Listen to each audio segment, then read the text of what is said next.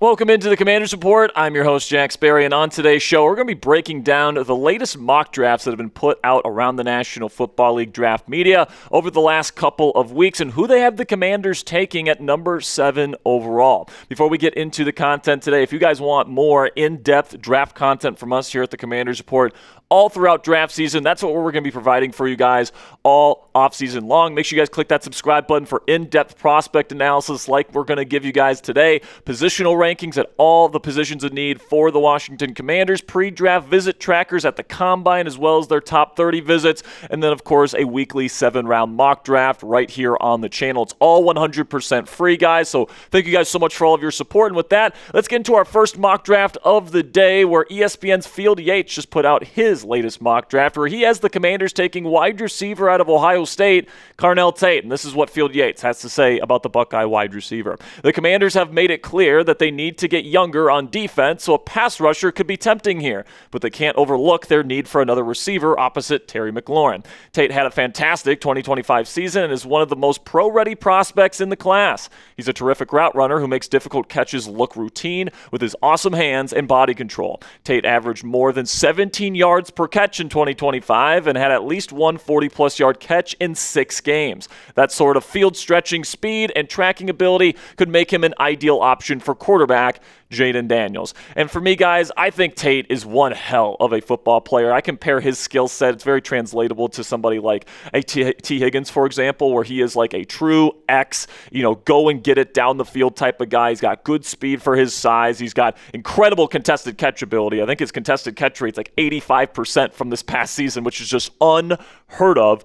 He's got big hands. He's good after the catch. He's a decent route runner for his size as well. Good athleticism and oily hips for his size as well. And, he's just a really good player. So, listen, if he ends up being the pick and, we're pairing that guy up with Terry McLaurin for the next decade, I'm not going to sneeze at that. That's a really good pick. However, I don't think Washington is going to prioritize wide receiver in round 1. And the reason why I think that is because it's pretty clear at this point that Jayden Daniels is pushing the organization to draft his best friend, Brandon Aiyuk, this offseason. Aiyuk played with Jayden Daniels in Arizona when they were both in college together, and they're best friends. They hang out all the time, and they train together during the offseason, so that there's that established chemistry. And Ayuk's going to be on his way out of the San Francisco 49ers organization this offseason, which opens the door for him to come to Washington. So I think we need to start getting used to the idea of Brandon Aiyuk being this team's number 2 wide receiver, and if that happens, I find it very hard to believe that this team is going to end up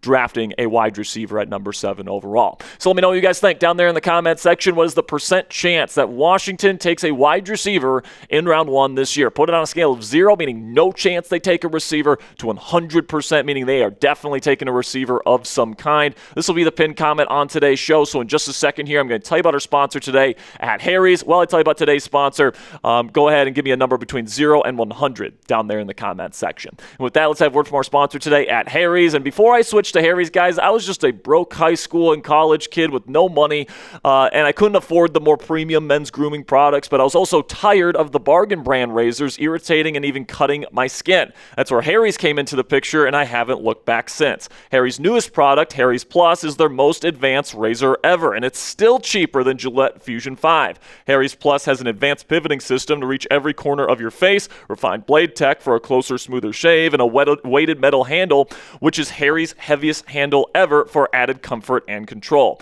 But the best part about Harry's Plus is how affordable it is. Harry's owns their own world-class blade factory in Germany, which means no outsourcing and no middlemen to drive up their prices. Because Harry's controls the entire process from steel to shelf, they can keep costs low and pass the savings on to you without sacrificing quality. And if you don't love your shave, Harry's is going to make it right with you, no questions asked. Their risk-free trial means there's zero downside to giving them a shot. So for a limited time only, our listeners can get the Harry's Plus trial set for only $10 at harrys.com/chat. This set includes the all-new Harry's Plus razor, one refined 5-blade cartridge, a 2-ounce foaming shave gel, and a travel cover to protect your blades on the go. Just head on over to harrys.com/chat to claim this offer, and after you purchase, they'll ask where you heard about them. Please support our show and tell them that we sent you. And a big thank you to Harry's for sponsoring today's edition of the Commanders Report.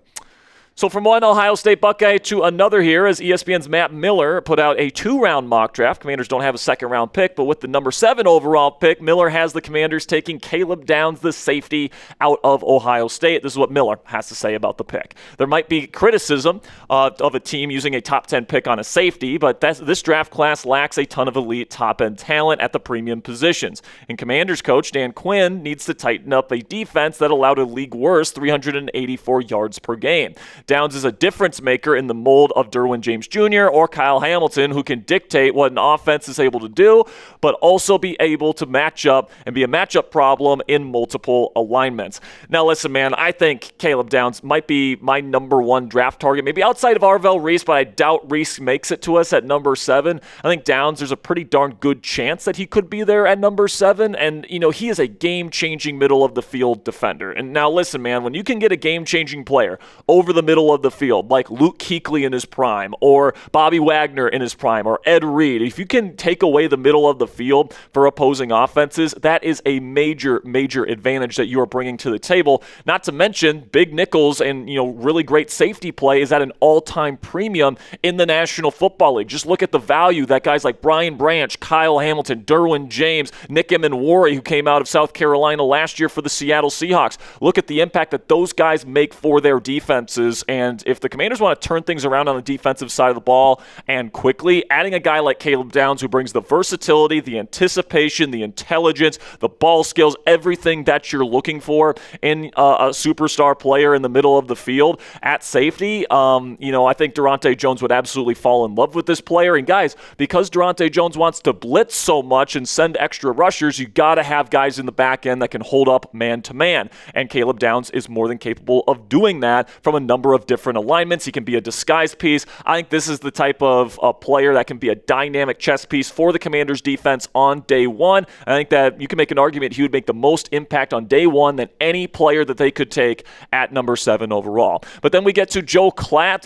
Joe Klatt's mock draft, his first one of the draft season here from Fox Sports. He has the Commanders taking Mansoor Delane, the cornerback from LSU, to play outside corner here alongside Trey Amos for the future. This is what Joel has to say about his pick. Washington gave up the most yards in the league last season. Jayden Daniels hopefully will be back and healthy and hopefully can avoid injury. He got derailed with that elbow injury. I think the offense is going to be better just because of that and the health. Now you look up and you're like, okay, we can solidify that defense, which was very poor. I like Mansoor Delane from LSU. He's my top corner. The Commanders can grab the top corner right here at 7. And like I said earlier, their pass defense was nowhere near what it needed to be. Delane's my top corner, and this is a perfect spot for him. Now, here's the thing about taking a outside corner with the number 7 overall pick. If you're doing that, you're pretty much almost for sure moving Mikey Sainristil back into the slot. Now, that's not necessarily the worst idea in the world because in the system that they played in before under Joe Witt Jr. and, of course, Dan Quinn calling the plays and running the show, it was a lot of man coverage, okay? And man coverage from the slot is a lot different than, say, match coverage from the slot or zone coverage from the slot. And, that's what Mikey Sainristil ran there when he was with the Michigan Wolverines. It was a very match coverage heavy system similar to what you see from a Mike McDonald or Jesse Minter, okay? Those guys come from that tree. So Mike Sainristil might be a better fit as a nickel in this type of defense with Durante Jones, which does incorporate a lot of match principles, and he can, be a little bit more anticipatory than just the straight man-to-man corner that he was asked to be a lot of the time when he was playing slot corner for the Washington Commanders in his first 2 seasons. Now, I've been somebody that said, let's give Mike Sainristil a chance to be our number 2 corner on the outside because he's been clearly better on the outside than in the nickel in his career to this point. But if you want to go Mansoor Delane and you feel confident in Mikey Sainristil making that transition to nickel and doing it with this style of defense as opposed to the previous style of defense, I could see where the logic comes from. But make sure you guys click that thumbs up icon if you haven't already. If you are enjoying today's show, we're going to get you guys in-depth prospect analysis on all the top draft prospects this year that the Commanders are looking at right here on the Commanders Report. If you appreciate the research and all the different stuff that we